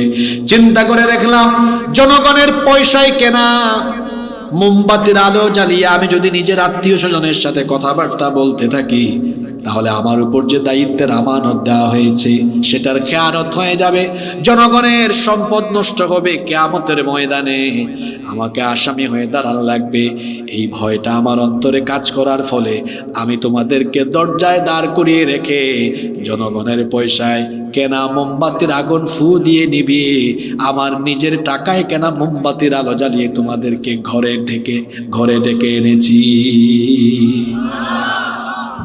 এরকম শাসক, এই শাসনের নমুনা পাওয়া যায় কখন? যখন তাকওয়াবান শাসকেরা সমাজ আর রাষ্ট্রকে নেতৃত্ব দেয়। আমার দেশে, আমার সমাজে এই শূন্যতা আমরা অনুভব করছি। দেখা যায় প্রকৃতপক্ষে সৎ চরিত্রবান মানুষগুলোর পরিবর্তে কুখ্যাত চোর, ডাকাত, সন্ত্রাস, চাঁদাবাজরা নেতৃত্ব দেয় বলে জাতির কল্যাণ হয় না। এই জায়গা থেকে বের হয়ে আসতে হলে এই জাতির ড্রাইভিং সিটে তাকওয়াবান মানুষকে বসাতে হবে। খালি ঠিক বললে হবে না, কাম করে দেখাই দিতে হবে আপনাদেরকে। ইনশাআল্লাহ আমাদের দেশে হবে সেই ছেলে কবে কথায় না বড় হয়ে, কথা বলবো কম, কাম করব বেশি, কাম করব বেশি, কাম করব বেশি বেশি কাম করব। রাজি আছেন তো? কথা কম হবে, কাম হবে বেশি ইনশাআল্লাহ। আল্লাহ সবাইকে কবুল করেন। আপনাদের কষ্ট হয়ে যাচ্ছে নাকি? আমি তাকওয়ার 4টা কথা বলে আজকে শেষ করব। একটা তো বললাম আল্লাহকে কি করা, জোরে বলেন আল্লাহকে কি করা। তাকওয়ার 2 নম্বর অর্থ, বাকিগুলা কিন্তু একটু জটিল হবে, লোড নিতে পারবেন তো? কালকে আবার কমিটিকে বলিয়েন না, হুজুর ভালোই বাস করছিল প্রথমে, পরে রাজনীতি শুরু করলো কেন? এই হুজুর বলেন গো,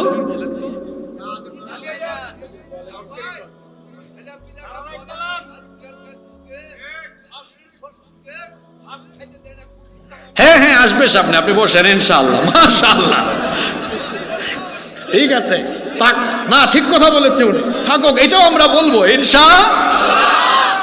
নাম্বার 2, আপনারা তো পুরো মজার মানুষ। নাম্বার 2, তাকওয়ার 2 নম্বর অর্থ হলো ওয়াল আমালু বিত-তানজিল। গুরুত্বপূর্ণ পয়েন্ট চলে আসছে, ঘুমাই গেছেন নাকি? তাকওয়া মানে শুধু আল্লাহকে ভয় করা নয়। তাকওয়ার 2 নম্বর অর্থ হলো ওয়াল আমালু বিত-তানজিল, আল্লাহর নাজিল হওয়া এই কিতাব অনুযায়ী পুঙ্খানুপুঙ্খ আমল করা। এটার নাম কি? তাকওয়া, এটার নাম।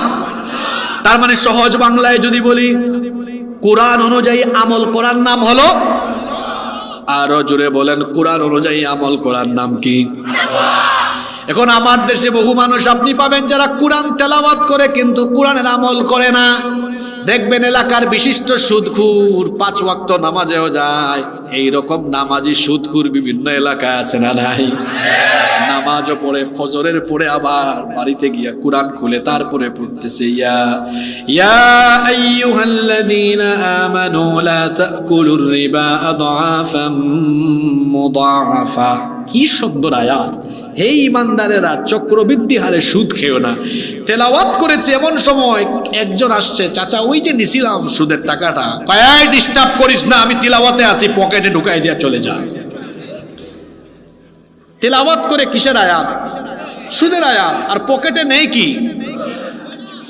তাহলে কোরআন অনুযায়ী আমল হলো নাকি? আমার দেশে কোরআন তেলাওয়াতকারী বেশি না কোরআন আমল করে এমন মানুষ বেশি? রাগ কইরেন না এখন, বলেন তো আমার দেশে ওয়াজে মানুষ বেশি নাকি মসজিদে নামাজে মানুষ বেশি? দেখছেন কারবার? বলেন তো দেখি, কিয়ামতের দিন প্রথম যে আমলের হিসাব দেওয়া হবে সে আমলের নাম কি? তার মানে আমার চেয়ে তারা ওয়াজ ভালো জানে কিন্তু আমল করে। ওয়াজ হবে কম, আমল হবে, আমল বেশি হওয়া লাগবে। ওয়াজ কম হবে, আমল বেশি হবে। কিন্তু আমাদের হয়ে গেছে উল্টা। তাকওয়া হলো কোরআন অনুযায়ী আমল করা। কোরআন অনুযায়ী আমল করা মানে কি? আগে শোনেন আল্লাহর নবী তিনি কেমন ছিলেন। আমার হাতে এটা হলো প্রিন্টেড কোরআন, যেটা ছাপাখানা থেকে প্রিন্ট হয়ে বের হয়েছে। আর আমার রসুল তিনি নিজে ছিলেন প্র্যাকটিক্যাল কোরআন, জীবন্ত কোরআন। আমাদের মা আম্মা জান আয়েশা রাদিয়াল্লাহু আনহাকে গিয়ে জিজ্ঞেস করা হলো রসুলের চরিত্র কেমন ছিল। তিনি বলেন, আমি ওয়াজ করে বলা লাগবে না, একটু বাড়িতে চলে যাও, কি কোরআন পড়া আরম্ভ করো, কারণ কোরআনের প্রতিটা লাইন যেমন আমার নবীর চরিত্র হলো তেমন। এখন আসেন, বাকি কথা কি বলবো? আমাদের চরিত্র হলো এমন, কোরআন শরীফে আছে আকিমুস সালাহ, নামাজ কায়েম করো। আমরা নামাজ আদায় করি, মানুষকেও নামাজের দাওয়াত দেই, ঠিক আছে। এরপরে আল্লাহ যে বললেন ওয়াসসারিকু ওয়াসসারিকু ওয়াসসারিকু ওয়াসসারিকাতু ফাকতাউ আইদিয়াহুমা, চোর সে পুরুষ হোক বা নারী হোক, অপরাধ প্রমাণ হলে হাত কেটে দাও। আরো আছে ওয়ামান লাম ইয়াহকুম বিমা আনজালাল্লাহ ফাউলাইকা হুমুল কাফিরুন ফাউলাইকা হুমুয যালিমুন ফাউলাইকা হুমুল ফাসিকুন, যারা আল্লাহর দেওয়া কিতাব মোতাবেক বিচার ফয়সালা করে না তারা হলো কাফের, তারা হলো জালেম, তারা হলো ফাসিক। বলেছেন কে? এখন দেখা যায় কোরআন তেলাওয়াত করে, নামাজ আদায় করে, কিন্তু কোরআন দিয়ে বিচার ফয়সালা করে। যারা কোরআন দিয়ে বিচার ফয়সালা করে না, আল্লাহ বলেছেন তারা ঈমানদার হতে পারে। কোরআন দিয়ে বিচার ফয়সালা হলে ন্যায় বিচার প্রতিষ্ঠা হবে কি হবে না? এই যে দেখেন, আমাদের দেশ স্বাধীন হয়েছে 54 বছর। কত বছর? এর মধ্যে 32 বছর 2 জন নারী দেশ পরিচালনা করেছে, আর 22 বছর অনেকজন পুরুষ মিল্লা জিল্লা। আমরা এগিয়ে না মহিলারা এগিয়ে? আবার মহিলারা এত ক্ষমতা পেয়েছে, তারা এট এ টাইম প্রধানমন্ত্রী, বিরোধী দলীয় নেত্রী, স্পিকার, স্বরাষ্ট্রমন্ত্রী, পররাষ্ট্রমন্ত্রী, এমনকি শিক্ষামন্ত্রী নারীরা ছিল কি ছিল না? নারীরা এত ক্ষমতা পাইয়া 32 বছর শাসন করে এই দেশ থেকে নারী নির্যাতন, নিপীড়ন, ধর্ষণ বন্ধ করতে পেরেছে। আর আরো 22 বছর পুরুষরা। এই টোটাল 54 বছরে শাসন চলেছে আল্লাহর আইনে না মানুষের আইনে? জোরে বলেন, মানুষের আইনে। এই 54 বছর আল্লাহর আইনে নয়, কার আইনে? মানুষের আইনে। তো নারী ধর্ষণ কি বন্ধ হয়ে গেছে নাকি? ওই যে 7-8 মাস আগে মাগুরায় একটা ছোট্ট মেয়ে, এক পরিবারের 3 নরপিশাচ আমার বোনটির উপরে পাশবিকতা চালিয়েছে। কয়েকদিন হাসপাতালে থেকে কষ্ট পেয়ে পেয়ে দুনিয়া থেকে চলে গিয়েছে। আমার বোন দুনিয়া থেকে গিয়ে কবরে ঘাস উঠে গিয়েছে। তার ধর্ষণকারীরা বেঁচে আছে না নাই? আদালতে আল্লাহর আইন না মানুষের আইন? এ কেমন আইন যে আইন থাকার ফলে আমার বোন ধর্ষিতা হয়ে কবরে চলে যায়, আর ধর্ষক মাসের পর মাস বেঁচে থাকে? যে আইন থাকলে ধর্ষিতা কবরে যায় আর ধর্ষক বেঁচে থাকে, সে আইনের মুখে আমরা লাথি মারি।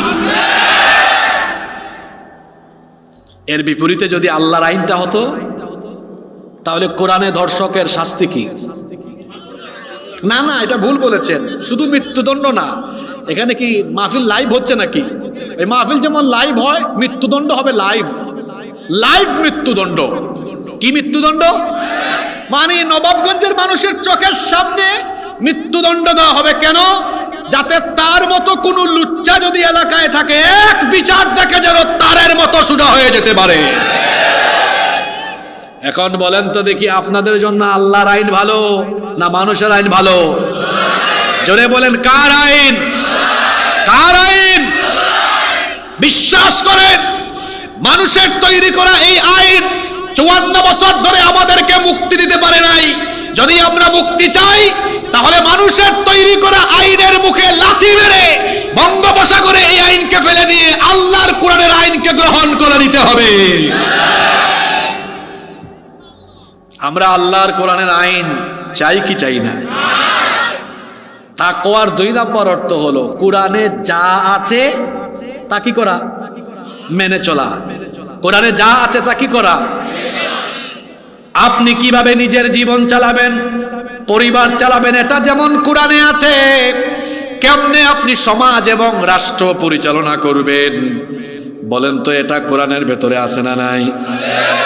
অনেকে আছে কোরআন দিয়ে রাষ্ট্র গঠনের কথা বললে, যারা বলে তাদেরকে ধর্ম ব্যবসায়ী বলে গালি দেয়।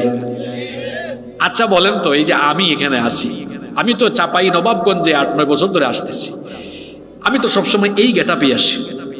কেউ যদি আমাকে বা অন্য কোনো আলেমকে বলে আপনাকে 10 লক্ষ টাকা দেব, এমপিও বানাবো, আপনি শুধু এই জুব্বাটা খুলে শার্ট প্যান্ট পরে হাঁটবেন আর ক্লিন শেভ করে হাঁটবেন, আপনার কি মনে হয় দেশের কোনো আলেম এটা করবে? জোরে বলেন, করবে? কিন্তু আমাদেরকে যারা ধর্ম ব্যবসায়ী বলে, ওদেরকে যদি আপনি বলেন ভাই আপনার বুট বেড়ে যাবে, শুধু শার্ট প্যান্টটা খুলে পায়জামা পাঞ্জাবি পরে, আপনারাই ফতোয়া দেন। ভাই ভুট্টা একটু বাড়বে, শুধু টুপিটা সব সময় পরে রাখবেন আর নামাজটা ছাইরেন না। আর আমার দেশে ইলেকশন আসলে নামাজি বাড়ে, শুধু নামাজি বাড়ে না, নামাজের ওয়াক্তও বাড়ে। এমনি তো নামাজ কই ওয়াক্ত চালু হয়ে গেছে গো। হ্যাঁ, এমনি নামাজ কই ওয়াক্ত? 5 ওয়াক্ত। আর ইলেকশন আসলে এটা একটু উপরের দিকে যায়। কিভাবে? আপনারা জানেন যে গ্রামে এশার নামাজ যে টাইমে হয়, বাজারে একটু দেরিতে হয় না? এক ক্যান্ডিডেট ঢুকেছিল গ্রামে, ওখানে এশার নামাজের আজান হয়েছে, নামাজ শেষ করেছে, বাজারে ঢুকে দেখে হায় হায় এখানে এখনো একামত হচ্ছে। তা সাঙ্গপাঙ্গ বলছে, লিডার কি করবো গো, এখানে তো একামত হয়। একদম চুপ থাকো। আবার গিয়ে ঢুকো, একটু আগে না পড়লাম, একদম চুপ।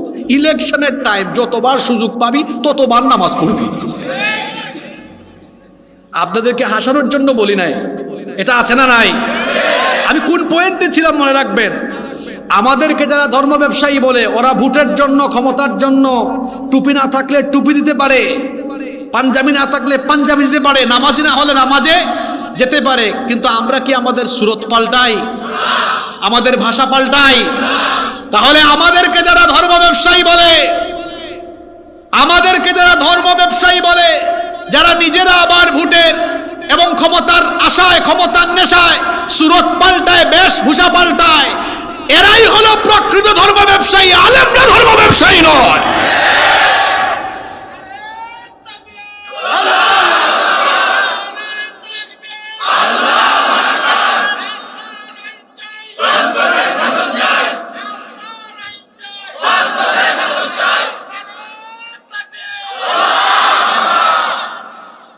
কোরআন অনুযায়ী চলা মানে হলো তাকওয়া।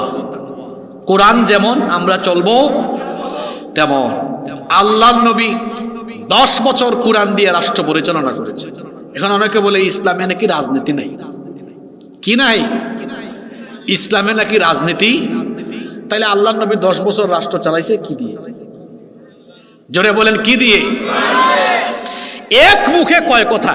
একবার বলে ইসলামে রাজনীতি নাই, আরেকবার বক্তব্য বলে আমরা মদিনার ইসলাম চাই। তো মদিনার ইসলামে কি ক্লিন শেভ আছে নাকি? কথা বলেন না কেন? মদিনার ইসলামে কি মানুষের আইন আছে নাকি? মদিনার ইসলামে কার আইন? জোরে বলতে হবে, মদিনার ইসলামে কার আইন? এখন ফতোয়াটা আপনারাই দেন, আমি কিছু বলবো না। যে মুখে বলে একটা করে আরেকটা, তার নাম কি? মুখে বলে একটা করে আরেকটা, তার নাম কি? সবচেয়ে বেশি খারাপ কারা? নমরুদ, ফেরাউন জাহান্নামের উপরের তলায় থাকবে, আর মুনাফিক কোথায় থাকবে? মুনাফিকিতে আমরা লিপ্ত হব না। আমি তরুণ যুবক ভাইদেরকে বলছি, কারণ এই তারুণ্য হলো আগামীর বাংলাদেশ। এই বাংলাদেশকে আপনারাই বিনির্মাণ করতে হবে। ভালো করে শোনেন, একটা জাতির যুবক এবং তরুণরা যখন পথভ্রষ্ট হয়, সেই জাতি তখন সমৃদ্ধি থেকে পিছিয়ে যায়। আপনাদেরকে অনেকে টার্গেট করে। ভালো করে শোনেন, আমিও তো আপনার মতো যুবক। কেউ যদি আমাকে আব্বা ডাকে, তাও সে তার সামনে পিছনে আমারে ঘুরাতে পারবে না, আমাকে ইউজ করতে পারবে না। এই যে আমি কথা বলছি, ঘামাচ্ছি, আমার শরীরের প্রতি ফুটা ঘাম, এটা আমি কারো চামচামিতে দিতে পারবো না।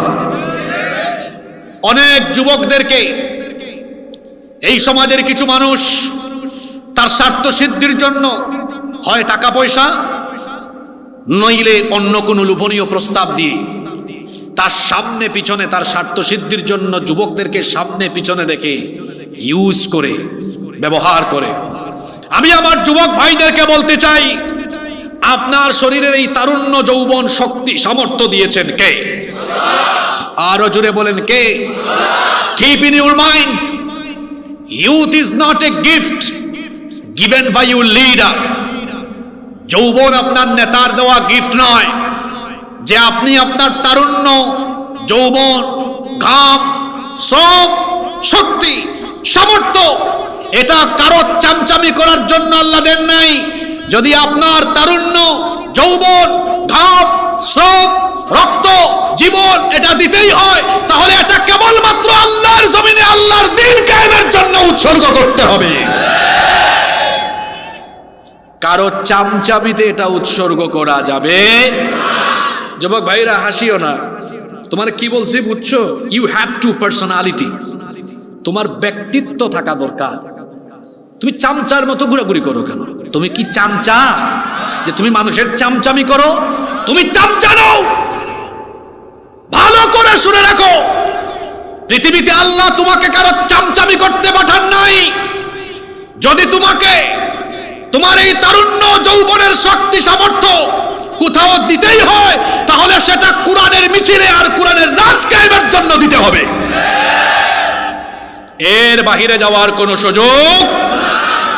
যুবক ভাইয়েরা রাজি আছেন তো? কারা কারা রাজি আছেন? দু হাত তুলে আল্লাহকে দেখান।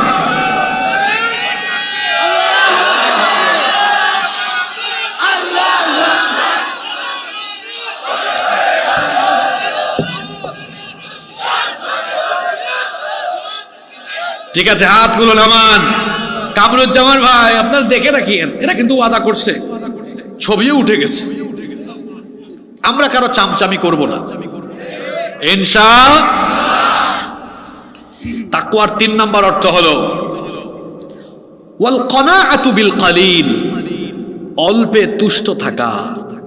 অল্পে কি থাকা? আমাদের খালি চাই আর চাই। একটা বাড়ি হয়েছে, কয় আরেকটা কেমনে হবে? আল্লাহ নবী এর জন্য বলেছেন মানুষের স্বভাব হলো এমন, ওয়ালাইয়ামলা ফাহু ইল্লা তুরাব, 3.5 হাত কবরের মাটি ছাড়া তার পেট কোনো কিছুতে ভরবে। এজন্য আমরা সন্তুষ্টির জীবন যাপন করব, কারণ সন্তুষ্টির জীবন যাপন করলে নেয়ামত যিনি বাড়ায় দিবেন তিনি কে? লা ইন শাকারতুম লা আযীদান্নাকুম ওয়া লা ইন কাফারতুম ইন্না আযাবি লাশাদীদ। যদি তোমরা কৃতজ্ঞ বান্দা হও, তোমাদেরকে নেয়ামত আরো যিনি বাড়িয়ে দিবেন, জোরে বলেন তিনি কে? অকৃতজ্ঞ হলে আল্লাহ শাস্তি দিয়ে দিবেন। এজন্য আল্লাহর কাছে আমরা ফরিয়াদ করছি, আল্লাহ আমাদেরকে তোমার শুকরগুজার বান্দায় পরিণত করে দাও, বলেন আমিন। তাকওয়ার 4 নাম্বার অর্থ হলো ওয়াল ইস্তিআদাদু লিয়াউমির রাহিল, মৃত্যু পরবর্তী জীবনের জন্য প্রস্তুত থাকা। আবারও আমি যুবক ভাইদের দৃষ্টি আকর্ষণ করছি, এই একটা জিনিস কি করে মানুষকে সৎ পথে থাকতে সহায়তা করে শোনেন। মৃত্যু হলো এমন একটা বিষয়, পেছন থেকে এটা আমাদেরকে সব সময় তাড়া করছে। কখন যে কার মৃত্যু চলে আসে আমরা জানি না। এই প্যান্ডেলে বসে আছি, আমরা জানি না বাড়ি ফিরতে পারবো কিনা। এই মাহফিলে সর্বশেষ যখন মাহফিলটা হয়েছিল, সেই মাহফিলে অনেকে ছিল যারা আজকে মাহফিলে নাই। কার হায়াত যে কখন ফুরিয়ে যায় এটা আমরা জানি না। তাকওয়ার মানে হলো সব সময় মরণের চিন্তা মাথায় রাখা। এই যে রাতের বেলা মোবাইলে আপনি আজে বাজে জিনিস দেখছেন, মাথায় যদি এই জিনিসটা আসে, হায় রে হায়, এখনই আমার মরণ হয়ে যেতে পারে। এই যে অনেক যুবকেরা নাপাক শরীরে ঘুমিয়ে যায়, নাপাক থাকে, নাপাক। খবরদার এই হাদিসটা শুনেন। গান শুনতে শুনতে, আজে বাজে ভিডিও দেখতে দেখতে নাপাক হয়ে ঘুমিয়ে যায়। আল্লাহর নবী বলেছেন ইউবাসু কুল্লু আবদিন আলা মা মাতা আলাইহি, মানুষ যে অবস্থায় মারা যায় ওই অবস্থায় হাসরের ময়দানে তারে উঠাবেন কে? নাপাক হয়ে মারা গেলে হাসর হবে নাপাকদের সাথে, মুমিন হয়ে মারা গেলে হাসর হবে মুমিনের সাথে। ও আমার ভাইয়েরা, এজন্য মরণের কথা মাথায় সব সময় রাখতে হবে। 4টা অর্থ তো বললাম, এখন আমি আরেকটা উদাহরণ দেই। আমার মনে হয় এই উদাহরণটা তাকওয়ার জন্য যথেষ্ট। আপনাদের এলাকায় খাল বিল আছে না নাই? খালে বিলে একটা মাছ পাওয়া যায়, দেখবেন যে মাছটা কাদার ভিতরে থাকে। আমরা তো বাইম মাছ বলি, আপনারা কি বলেন? গুচি মাছ। হাইরে দারুণ, কি সুন্দর ভাষা আপনাদের। গুচি মাছ কোনটা আবার? আমরা যেমন ভাই, ও আচ্ছা গুচি, আমরা এটাকে সিলেট বলি গুত্তুম মাছ। আমি চিনছি, আমি নিজে ছোটবেলায় কামরুজ্জামান ভাই ওই যে ঠেলা জাল দিয়ে, ঠেলা জাল চিনেন? আপনাদের এলাকায় আছে নাকি? ওই যে 3টা বাঁশ দিয়ে ঠেলাইয়া তারপরে মাছ মারে। আমি নিজে ছোটবেলায় ঠেলাইয়া এই যে গুচি মাছ মানে গুত্তম মাছ ধরেছি। এই গুচি মাছ বাইম মাছ দুটোই থাকে কোথায়? কিন্তু আশ্চর্য ব্যাপার হলো এইটারে কাদা থেকে টেনে বের করে খলই না খালই বলেন, খলইয়ের মধ্যে রাখলে দেখা যায় এর মধ্যে কোনো কি নাই। জোরে বলেন, কাদা আছে? মনে রাখবেন, তাকওয়ার কথা মাথায় আসলেই মনে করবেন আমারে বাইম মাছ হয়ে যেতে হবে। কি হয়ে যেতে হবে? আচ্ছা বলেন তো, এমন এক জামানায় আমরা বসবাস করি, সামনে পিছনে ডানে বামে উপরে নিচে গুনাহ কম না বেশি? জোরে বলেন, কম না বেশি? অনেক বেশি। বাইম মাছ, গুচি মাছ কাদায় থাকলেও মাছ শিকারী তাকে বের করে যখন আনে, এই মাছকে যেমন চকচকে পরিষ্কার দেখা যায়, আমার আপনার মৃত্যু হওয়ার আগ পর্যন্ত গুনাহে পরিপূর্ণ সমাজে এমন ভাবে আল্লাহকে ভয় করে চলবো, যেদিন মালাকুল মউত এসে আমার শরীর থেকে রুহটা বের করবে, সেও যেন দেখে গুনাহের সাগরে বসবাস করা এই লোকটাও ছিল বড় ছকছকে পরিষ্কার। এরকম জীবন যাপন করা যাবে কি যাবে না? এরকম কেমনে চলতে হয় যুবক ভাইরা শোনো। রাস্তায় বের হয়েছ, সুন্দরী ললনা জরিনা সকিনা নুপুর পায়ে দিয়ে, নুপুরের রিনিঝিনি শব্দ দিয়ে হেঁটে যায়। আবার কখনো কখনো চুল এলোমেলো করে ওড়না বাড়ি দিয়ে হালকা পাতলা সুবাস ছড়িয়ে হেঁটে যায়।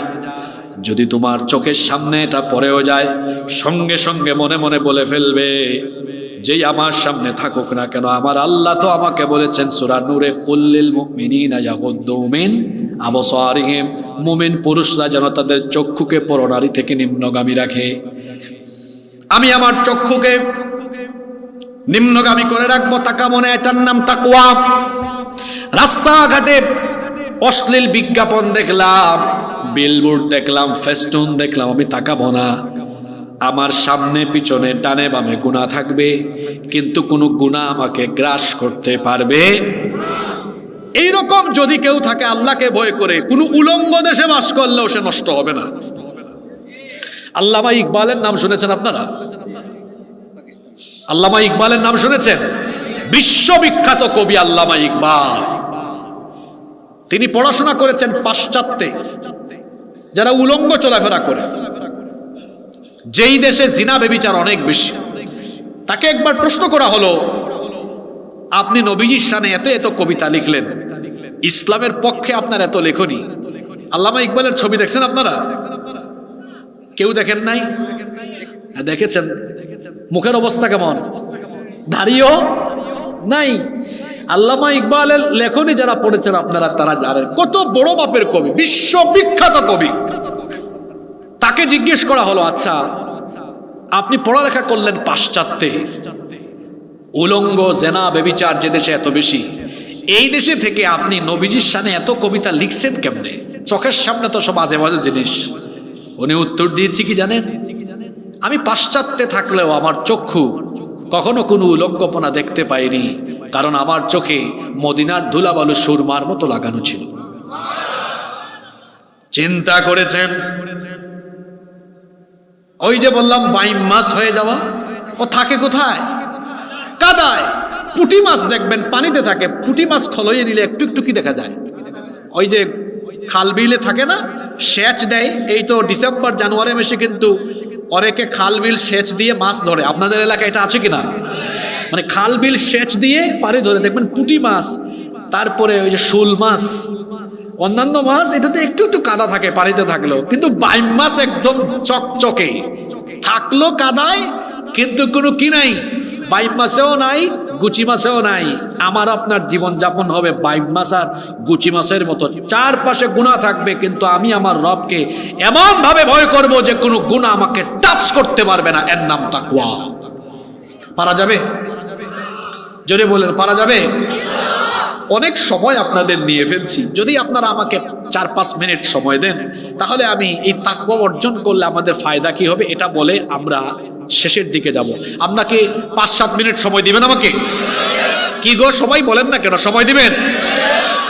এখন আছেন, যদি এই গুণে আমরা গুণান্বিত হয়ে যাই, কি কি ফায়দা হবে? এক নাম্বার ফায়দা হলো, এই গুণ যারা অর্জন করবে, আমল নামায় যত গুনাহ আছে সকল গুনাহ আল্লাহ ধুয়ে মুছে সাফ করে দিয়ে আল্লাহ তার জান্নাত আমাদেরকে দিয়ে দিবেন। কোরআনে কারীমের 8 নম্বর সূরা সূরাতুল আনফালের 29 নম্বর আয়াতে রব্বুল আলামিন বলছেন, ইয়া আইয়ুহাল্লাযীনা আমানু ইন তাত্তাকুল্লাহা ইয়াজআল লাকুম ফুরকানা ওয়া ইউকাফির আনকুম সাইয়্যাতিকুম ওয়া ইয়াগফির লাকুম ওয়াল্লাহু যুল ফাদলিল আযীম। হে ঈমানদারেরা, যদি তোমরা আল্লাহকে ভয় করো, তিনি তোমাদেরকে ফুরকান দিবেন, অর্থাৎ সত্য মিথ্যার মধ্যে পার্থক্য নিরূপণকারী মানদণ্ড দিয়ে দিবেন, এবং তোমাদের সকল গুনাহ সমূহ আমলনামা থেকে মাফ তিনি করে দিবেন। সুবহানাল্লাহ পড়বেন না? 2 নম্বর ফায়দা হলো, আল্লাহ তাআলা বলেছেন, আলা ইন্না আউলিয়া আল্লাহি লা খাউফুন আলাইহিম ওয়া লা হুম ইয়াহজানুন। আল্লাহর ওলি যারা, তাদের জন্য দুনিয়া আখিরাতে কোনো ভয় নাই। আমার দেশে মানুষ মনে করে আল্লাহর ওলি হইতে গেলে মাজার লাগে, খানকা লাগে, আর আল্লাহ বলেছেন আল্লাযীনা আমানু ওয়া কানু ইয়াত্তাকুন, ঈমানদার হয়ে আল্লাহকে ভয় করবে যারা, আল্লাহর ওলি হয়ে যাবে তারা। তাহলে আল্লাহর ওলি হওয়ার জন্য অন্তরের মধ্যে কি থাকা লাগবে? আরো জোরে বলেন, কি থাকা লাগবে? 3 নম্বর, তাকওয়াবান হবে যারা, আল্লাহ তাদের ব্যাপারে ওয়াদা করে বলেছেন, মাসালুল জান্নাতিল্লাতী ওয়িদাল মুত্তাকুন, মুত্তাকিদের জন্য জান্নাতের ওয়াদা করা হয়েছে। 4 নম্বর হলো, যারা তাকওয়ার পথ অবলম্বন করবে, এদের জীবনে যত বিপদ আপদ আছে সকল বিপদ আপদ দূর করে দিয়ে তার নিরাপত্তার দায়িত্ব যিনি নিয়ে নিবেন তিনি কে? এজন্য কোরআনে কারীমের 65 নম্বর সূরা সূরাতুত তালাকের 2 নম্বর আয়াতে আল্লাহ বলছেন, ওয়া মান ইয়াত্তাকিল্লাহা ইয়াজআল লাহু মাখরাজা, আর যারা আল্লাহকে ভয় করে আল্লাহ তাদের সকল বিপদ আপদ দূর করে দেন। 5 নম্বর হলো, যারা আল্লাহকে ভয় করে আল্লাহ তাদেরকে ধারণাতীত কল্পনাতীত জায়গা থেকে রিজিকের ব্যবস্থা করে দিবেন। ওয়া মিন হাইথু রাযাকাহু লা ইয়াহতাসিবু ওয়া মান ইয়াতাওয়াক্কাল আলাল্লাহি ফাহুয়া হাসবুহু ইন্নাল্লাহা বালিগু আমরিহি قد جعل الله لكل شيء قدرا। আল্লাহ বলছেন, যারা আল্লাহকে ভয় করে চলবে তাদের রিজিকের ব্যবস্থা কল্পনাতীত জায়গা থেকে যিনি করে দিবেন। জোরে বলেন তো তিনি কে? যে গুণটা থাকলে পড়ে দুনিয়া এবং আখিরাতে সফল হওয়া যায়, সেই গুণটার নাম কি? যাদের হৃদয়ে আছে আল্লাহর ভয়, তারা কভু পথ ভুলে যায় না। আল্লাহর প্রেম ছাড়াই দুনিয়ায় কারো কাছে কোনো কিছু চায় না, কারো কাছে কোনো কিছু চায় না। রাতের আধারে যারা সিজদাতে রয়, দু চোখের অশ্রুতে নদী যেন বয়। ছলনার হাত ছানি যত আসুক, পেছনে ফিরেও তাকায় না, পেছনে ফিরেও তাকায় না। যাদের হৃদয়ে আছে আল্লাহর ভয়, তারা কভু পথ ভুলে যায় না। আল্লাহর প্রেম ছাড়াই দুনিয়ায় কারো কাছে কোনো কিছু চায় না। আচ্ছা, যে নারীর অন্তরে আল্লাহর ভয় আছে, ওই নারী কি বেপরদা ঘর থেকে বের হতে পারে? যার অন্তরে আল্লাহর ভয় আছে, সে কি কখনো তার আব্বা আম্মাকে কষ্ট দিতে পারে? যার অন্তরে আল্লাহর ভয় আছে সে কি কখনো সুদ ঘুষ বা হারাম পথে উপার্জন করতে পারে? যার অন্তরে আল্লাহর ভয় আছে সে কি কখনো অন্যায় করতে পারে? যার অন্তরে আল্লাহর ভয় আছে সে কি কখনো কোনো পাপের সাথে সম্পর্ক রাখতে পারে? আমাদের অন্তরে রাখবো কার ভয়? কুয়াশাচ্ছন্ন রাতে, তমসাচ্ছন্ন নিকষ অন্ধকারে আমরা যা করি, আমরা যা বলি, সব জিনিস শুনেন এবং দেখেন তিনি কে। আসুন এই ভয়টা অন্তরে নিয়ে যাই। এই ভয়টা যদি অন্তরে থাকে, বিশ্বাস করেন আপনি আল্লাহর ওলি হয়ে যাবেন, আর কোনো ওয়াজি লাগবে না। যার অন্তরে আল্লাহর ভয় আছে এই লোক কি নামাজ ছাড়ে? যদি বলেন এই লোক নামাজ ছাড়ে, কারণ ও তো জানে আমি আল্লাহর সামনে দাঁড়ালেই প্রথম হিসাবটা কিসের। এজন্য আসুন তাকওয়ার গুণে গুণান্বিত হই।